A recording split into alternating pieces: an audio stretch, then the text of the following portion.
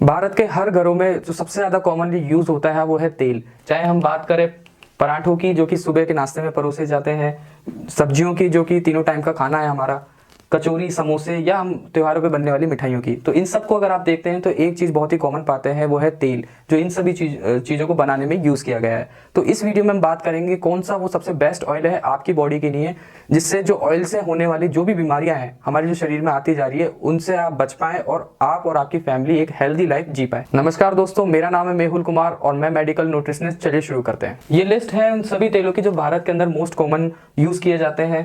पहले नंबर पे है सूरजमुखी का तेल, मस्टर्ड ऑयल यानी सरसों का तेल, तिल का तेल, सोयाबीन का तेल, राइस ब्रेन ऑयल यानी कि जो चावल की भूसी से तैयार किया जाता है वो वाला तेल, मूंगफली का तेल, कुसुम का तेल और लास्ट में है नारियल का तेल। और इन सब में से भी जो सबसे ज्यादा कॉमन यूज किए जाते हैं वो है सरसों का तेल, मूंगफली का तेल, तिल का तेल और लास्ट में नारियल का तेल। अगर हम बात करते हैं इन चारों तेल की, तो इंडिया के अलग अलग स्टेट्स में यानी अलग अलग रीजन में इन तेलों का इस्तेमाल किया जाता है। यानी कि सरसों के तेल की बात करें तो नॉर्थ और ईस्ट रीजन के अंदर काफी ज्यादा यूज होता है। मूंगफली के तेल की बात करते हैं तो सेंट्रल इंडिया यानी कि गुजरात में काफी इसका यूज है। और अगर हम तिल के तेल की बात करते हैं तो आंध्र प्रदेश और राजस्थान में काफी ज्यादा यूज करते हैं।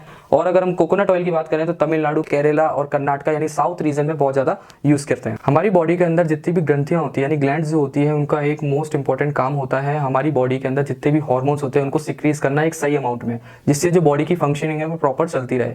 तो जितने भी जो ग्लैंड्स है, ये सब देख पा रहे हैं आप, जितने भी ग्लैंड्स है और सॉफ्ट ऑर्गन्स है, इनके लिए बहुत इंपॉर्टेंट होता है एक सही ऑयल यानी सही तेल, जो इन सबको नरिश रख पाए और सही मात्रा में सही तरीके से काम कर पाए। अगर आप सही तेल खाते हैं, एक अच्छा तेल खाते हैं, तो जितनी भी बीमारियां जो आपको बॉडी में आती है तेल की वजह से, जैसे कि डायबिटीज हो गया, ओबेसिटी की प्रॉब्लम हो गई, हार्ट अटैक बहुत ही कॉमन है गलत तेल की वजह से वो प्रॉब्लम्स आ रही है, कैंसर, जब आप गलत ऑयल में सब्जी बनाते हैं और एक पॉइंट पे जाके जब उसको हीट करते हैं तो उसमें फ्री रेडिकल्स बनते हैं, जिस वजह से कैंसर की प्रॉब्लम्स आ जाती है। चाहे नर्वस सिस्टम की प्रॉब्लम की बात करें तो जितनी भी प्रॉब्लम्स है ये बिल्कुल नहीं होगी अगर आप एक सही तरीके का ऑयल अपने किचन में यूज कर रहे हैं। इंडिया के अंदर 90% से ज्यादा जो पॉपुलेशन जो तेल को यूज करती है वो है रिफाइंड ऑयल। तो हम बात करेंगे कि रिफाइंड ऑयल कितना सही है बॉडी के लिए। सेकंड हम बात करेंगे कि स्मोक पॉइंट क्या होता है, एक सही तेल का स्मोक पॉइंट कितना होना चाहिए।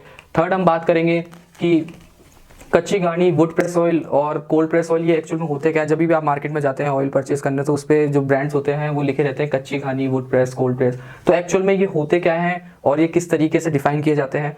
और जो लास्ट का सबसे इंपॉर्टेंट पॉइंट है वो है आरपीएम और टेम्परेचर। ये इंपॉर्टेंट है बिकॉज इसी पे डिपेंड करता है कि आप जो तेल जब एक्सट्रैक्ट हो रहा है तो उसकी जो न्यूट्रिएंट्स है वो इसमें रहेंगे या डिस्ट्रॉय हो जाएंगे। अभी जो आप स्क्रीन पे देख रहे हैं ये जितने भी सारे ऑयल्स जो कॉमनली यूज होते हैं इनके दो वेरिएंट रहते हैं। एक तो आप जो कच्ची घानी से ऑयल लेंगे, ये सभी ऑयल्स वहाँ पे भी आपको अवेलेबल मिल जाएंगे। सेकंड होता है रिफाइंड ऑयल, जो ये ब्रांड्स और कंपनीज बनाती है। 90% से ज्यादा यही यूज हो रहा है मार्केट के अंदर। ये एक स्पॉइल्ड ऑयल है यानी कि खराब ऑयल है, क्योंकि इसके बनाने का जो प्रोसेस होता है, जो कंपनीज प्रोसेस करती है वो बिल्कुल ही खराब होता है। क्योंकि जो प्रोसेस होता है एक रिफाइंड ऑयल को तैयार करने का वो कुछ इस प्रकार का होता है। जो कंपनीज, जो भी ब्रांड्स होते हैं, वो सबसे पहले जो ऑयल को 200 डिग्री सेल्सियस तक हीट करती है कुछ केमिकल्स के साथ में, जिसके कारण होता क्या है कि जो उसका न्यूट्रिशन जो होता है, न्यूट्रिशन वैल्यू होती है वो जीरो हो जाती है। साथ के साथ उसके जो फैटी एसिड्स होते हैं वो उसके जो बॉन्ड ब्रेक होकर ट्रांस फैट में कन्वर्ट हो जाते हैं। आप कभी भी कच्ची घानी गए होंगे तो वहाँ पे आपने ऑयल देखा होगा, तो वो ऑयल के अंदर एक थिकनेस आपको मिलेगी, एक चिपचिपाहट मिलेगी और डस्ट पार्टिकल आपको उसमें देखने को मिलेगा। वो एक ऑयल की न्यूट्रिशन होती है जो बॉडी को रिक्वायरमेंट होती है। अदर हैंड अगर आप रिफाइंड ऑयल को देखेंगे तो रिफाइंड ऑयल के अंदर वो चिपचिपाहट है वो खत्म हो जाती है और एक जो डस्ट पार्टिकल, एक धुंधलापन जो होता है वो उसमें नहीं होता है। ट्रांसपेरेंसी उसमें ऑयल के अंदर दिखती है।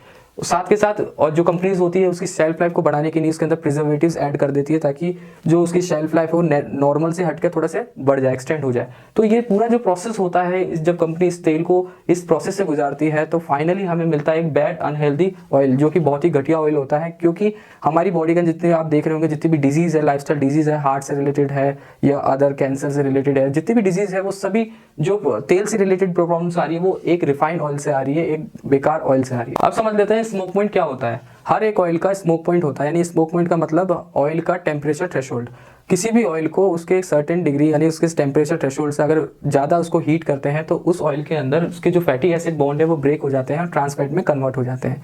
जो गुड और बेस्ट स्मोक पॉइंट कहलाया जाता है वो 200 कहलाया जाता है। यानी जो भी ऑयल जिनके स्मोक पॉइंट 200 से ज़्यादा है वो सभी ऑयल कुकिंग ऑयल के लिए बने हैं, यानी उससे आप कुकिंग कर सकते हैं। और बाकी जिनके 200 से कम है उनको आपको अवॉइड करना चाहिए कुकिंग के लिए। ये कुछ 4 ऑयल है, जैसे मैंने बताया कि मोस्ट कॉमन ऑयल है इंडिया के अंदर।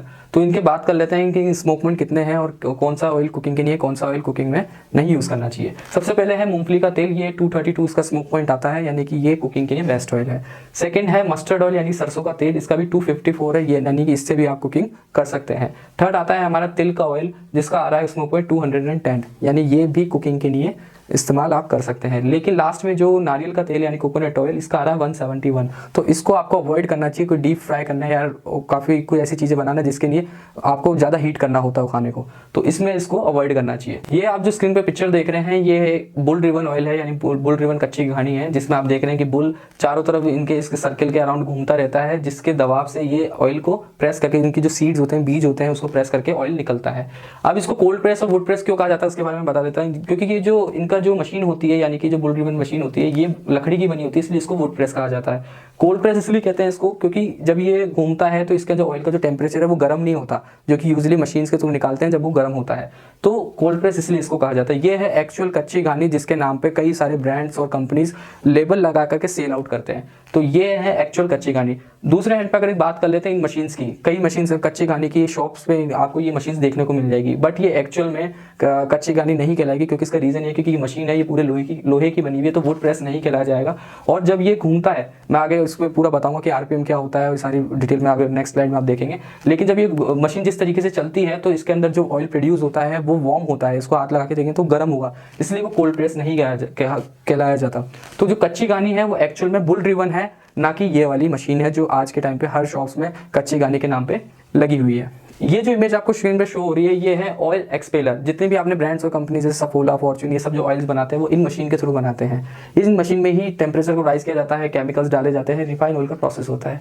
और ये कंपनीज भी अपने बॉटल्स वगैरह पे लेबल लगाती है कच्ची घानी, कोल्ड प्रेस, वुड प्रेस, जबकि इधर कहीं भी लकड़ी आपको नहीं दिख रही होगी, ना आपको इधर कोई कोल्ड प्रेस का प्रोसेसर दिखा होगा। इसमें तो टेम्परेचर ही बहुत ज़्यादा राइज किया होता है, पूरा आयरन की मशीन बनी है, यानी कि एक मार्केटिंग गिमिक है, वो एक्चुअल में कच्ची घानी नहीं होती है जो कि वो लिखते हैं। थर्ड आपको यहाँ पे पिक्चर दिख रही होगी और यहाँ पे आपको आरपीएम शो हो रहा है, तो आरपीएम होता है रोटेशन पर मिनट। रोटेशन पर मिनट किस चीज़ का है वो मैं आपको बता देता हूँ। ये पिक्चर में आप देखिए, बुल ड्रिवन कच्ची घानी है, यानी कि बुल से कच्ची घानी में से ऑयल निकल रहा है, यानी कि जो इसके अंदर सीड डाले जा रहे हैं वो सीड से एक्सट्रैक्ट होकर ऑयल निकल रहा है। तो ये जो बुल का जो रोटेशन पर मिनट है वो कितना होता है, रोटेशन पर मिनट बुल का 2 से 3 होता है, यानी कि 2 आरपीएम से 3 RPM, max to max 3 RPM से ज़्यादा इसका नहीं होता है। तो ये वर्ल्ड का बेस्ट ऑयल एक्सट्रैक्ट प्रोसीजर होता है, जो कि ऑयल्स को न्यूट्रिएंट और ये सब चीज़ें मेंटेन रखता है। अदर हैंड अगर आप ये देखेंगे, ये मशीन है, मशीन आपने शॉप्स वगैरह में देखी होंगी, लेकिन जब ये ऑयल निकालती है तो इसका जो ये आप ये देख रहे हैं प्रोपेलर, ये बहुत स्पीड से घूमता है, जिस वजह से इसका जो रोटेशन होता है वो 18 से बहुत ज़्यादा हो जाता है।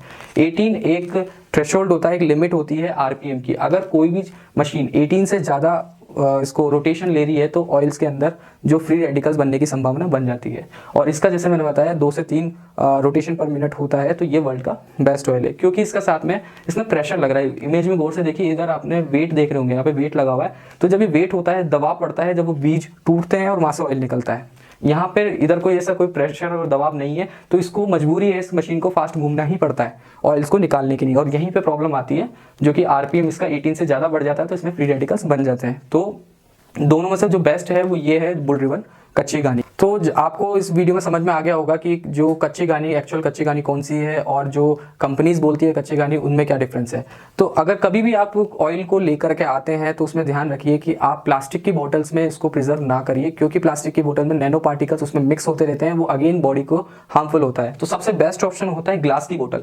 ये देख रहे हैं हम, ग्लास की बोतल है, और दूसरी तरफ ये है टिन का कंटेनर। अगर आपके पास स्टॉक ज़्यादा है और आप स्टॉक एक बार ही मंगाते हैं तो आपको पॉसिबल नहीं कि ग्लास की बोतल में प्रिजर्व रखना, तो आप उसके दूसरे ऑप्शन में आप टिन कंटेनर चूज कर सकते हैं, पर प्लास्टिक को यूज नहीं करना चाहिए। अभी आपने जाना कि कौन सा ऑयल आपके लिए बेस्ट होता है कुकिंग के लिए और कौन से ऑयल्स को अवॉइड करना चाहिए, रिफाइन ऑयल किस तरीके से काम करते हैं बॉडी पे, ये सारी बातें आपने इस वीडियो में जानी।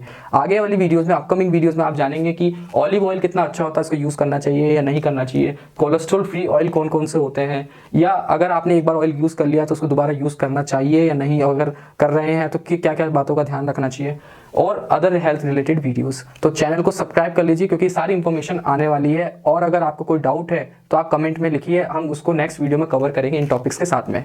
तो आशा करता हूँ कि आपको वीडियो अच्छी लगी हो। चैनल को लाइक और सब्सक्राइब जरूर कर देना। Thank you.